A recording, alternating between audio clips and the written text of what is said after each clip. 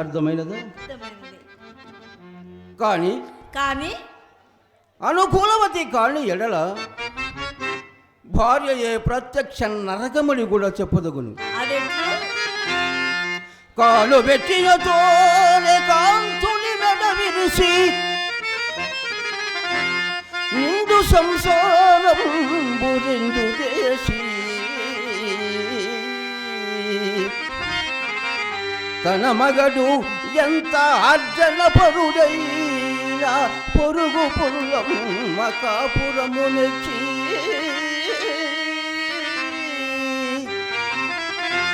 ప్రాణేశుడొకటి జల్పలో తానొకటి సల్పి అది ఏమనంగా కస్సు మనసులేసి విపుడెందులకు నేడి విసిగి ఒకటి అను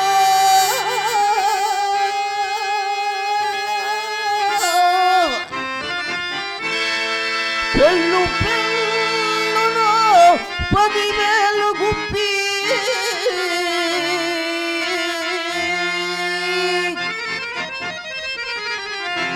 పట్టగాలక పెనిమిటి ఇచ్చయన్నో రాజా పట్టగాలక పెనిమిటి ఇచ్చయన్నో బావికి ఏదిగి 10 పరుగులెత్తి భర్తయముఖలు కొరిచెడు భార్యతోటి భర్తయముఖలు కొరిచెడు భార్యతోటి కాపురము కంటే ఇక నరకంబు గలదే.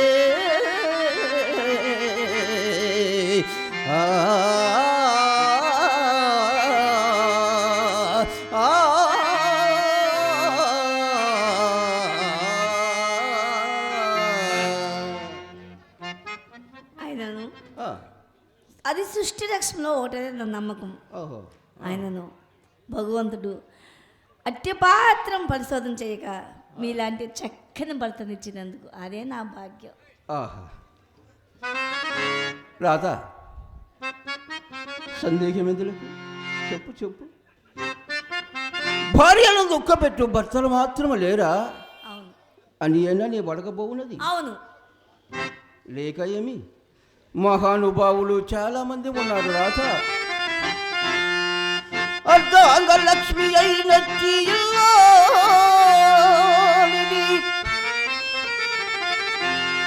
సమయించి దాసిగా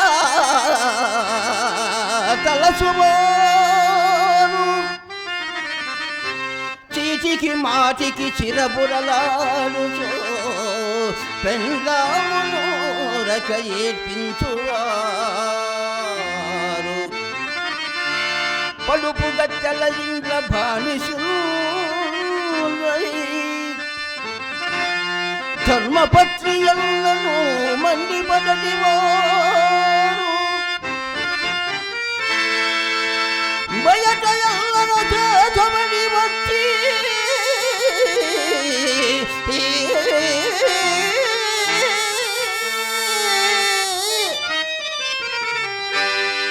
గింటను పొలచి నూరకు చిక్కిపోయువారు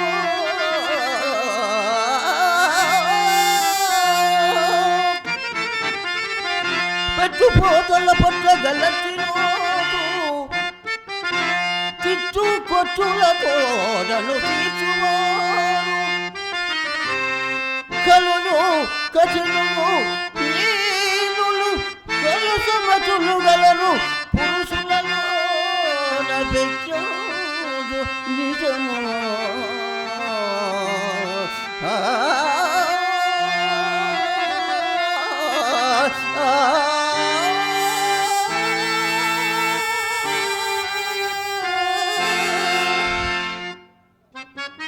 రాధా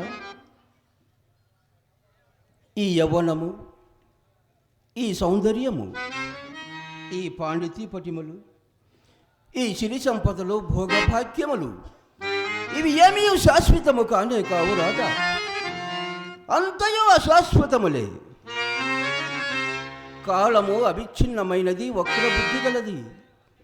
ఏమో ఎప్పుడు ఎవరిని ఏ విధముగా మార్చులో ఎవరు చెప్పగలరు రాదా. గనుని హరిచంద్రు గనుని హరిచంద్రు కోటికా పరిచేసే మురసుత సార్వభౌమునిగా చలిపే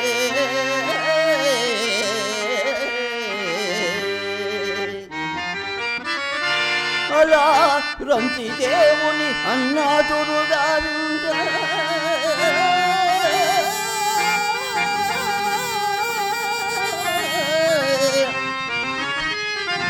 పేదకు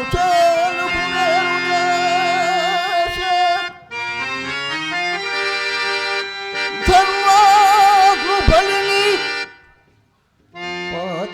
పాతాళమునకు దొరికే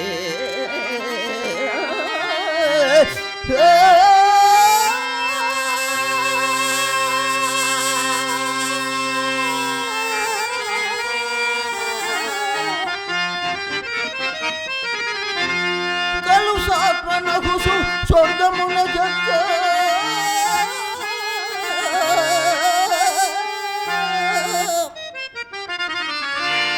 ప్రణారాయుడను విదురుగాను నరించి ఉదయనందిని భక్తియుక్తు చేసే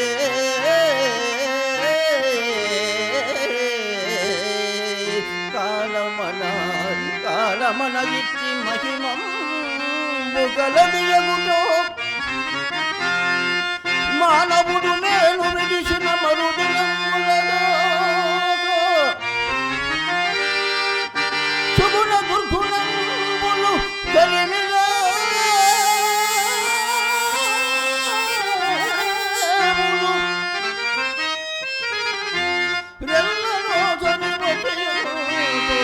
ఎల్లబుదురు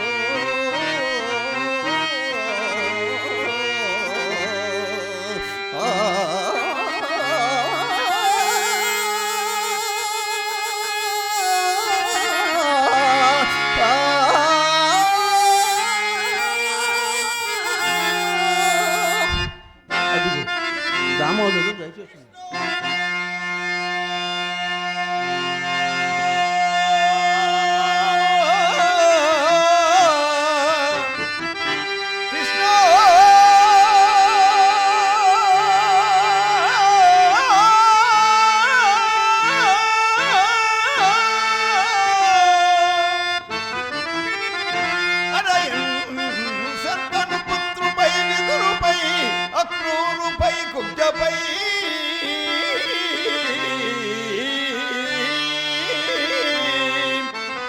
నరుపై ద్రౌపదిపై కుచేనిపై నన్న భజంతనిపై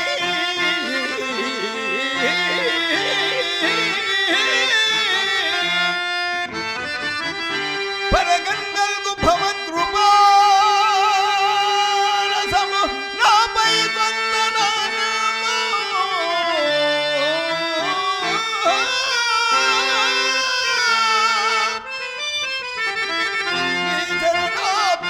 నమ్మినాను జగదీశ కృష్ణ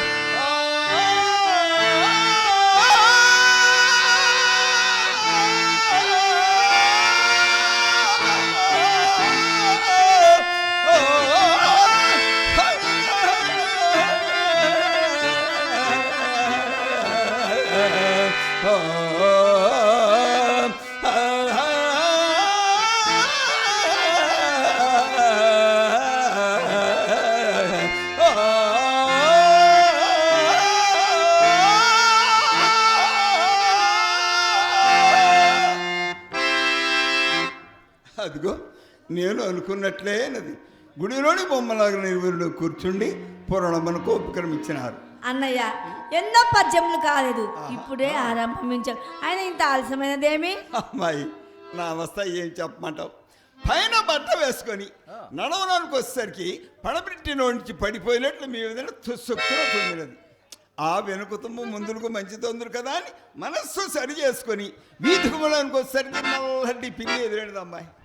ఆ పండుగ లోపలిపోయి మీ వెదరు రెండు చెట్టి భయపడి దండమని వేసి చాపంతసేపు చతికిలబడి మరలా ప్రయాణమై వీధి కొమ్మలోనికి వచ్చేది కదా.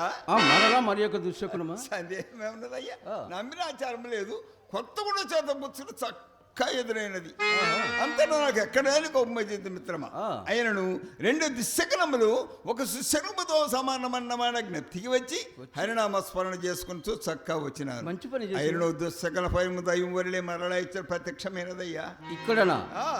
ఇక్కడ అవును. అది ఎట్లా మిత్రమా? ఎట్లేమిటి వినవలసిన పురాణము కొంత వికలమైపోయినది కదా మిత్రమా. నీవు వినవలసినది ఏమీయో మించిపోలేదు. ఇంకనూ నిన్నటి పతివ్రత ధర్మఘట్టంలోనే ఉన్నాము. ఏమిటి పతివ్రత ధర్మఘట్టంలా? అవేనయ్యా నాకు ముఖ్యంగా కావలసినవి. అవి మించిపోయినందుకే ఇంత వ్యాకుల పడుతున్నాను. ముఖ్యముగా కావలసినవా? నీవు పురుషుడు కదా, నిస్సందేహంగా 100 పాళ్ళు. మరి పతివ్రత ధర్మఘట్టము పట్ల ఇంత పామరమిందులకు అనుకున్నాను మీకు ఆ సందేహం వస్తుందని. నాకు అనుకుంటుకుంటే నా భార్యకు ఉపదేశించు నిమిత్తం ధర్మములు ఎవరు పరులకు ఉపదేశించడు కదా మిత్రమా. నిన్న మా చెల్లాయి పడింది చూసేవటయ్యా ధనియధనుడు. ఆ పద్యం యొక్క భావం చెప్పయ్యా. ఆ పద్యం భావమా? భర్త ధనవంతుడు కానిము దరిద్రుడు కానిము. ఏంటి? భర్త ధనవంతుడు కానిము దరిద్రుడు కానిము, రూపవంతుడు కానిము కురూపి కానిము, ఆరోగ్యవంతుడు కానిము రోగి కానిము, భార్య ఎల్లవేళలా అతన్ని భక్తితో సేవింపవలని దీని భావం. మహానుభావుడు కవి బ్రహ్మ ఏమి పద్యం రాసినాడు మిత్రమా. ఆతడు బ్రతకవన్నచో పడదీసి పట్టాడు పంచదార నోట కోరకపోతున్నట్టయ్యా. ఈ పద్యమును వినిపించుతున్నా మా ఇంటి దూరం మరీ లేపదు మిత్రమా. మా ఇంటి ఎదురు వ్యాపార పంతులు మూడో పెళ్లి పెళ్ళాము. కంటే కాసుల పేరు వారిని పేర్లో మనకు రావు. కానీ నగలన్నీ వెంట మీద దిగసుకొని బులాగి బొమ్మల మన గుమ్మంలో నుంచినప్పుడల్లా నాకు ఆ పిల్లను చూపి నేను అలాగే దిగవేకపోతున్నాడు. ఈ మాటలు మొత్తి విరుపులు ముక్కు విరుపులు విసవిసులు రసరసులు సామాన్యమా మిత్రమా. ఆ పైన నా కన్నులు గుంట కన్నులు అంటయ్యా, నా ముక్కు బుర్రముక్కట, నా దవడలు చప్పిడి దవడలట, దగ్గరకు వచ్చిన పొడుగు కంపడ మాట్లాడి తుప్పనడమ్మాయి. అసలు నా రూపంను చూచి పెళ్లి నాడే అసహ్యపడిందట. ఏమిటి అల్లకిలో తలవచ్చుకొని కూర్చునేది 10 పాళ్ళు అందరికైనట. భర్త ఎంత కురూపేనను భార్య అతను కాళ్ళు కడిగి నెత్తిన చల్లుకొని తీరవలసింది పురాణ మీదముగా ఘోషిస్తుండా.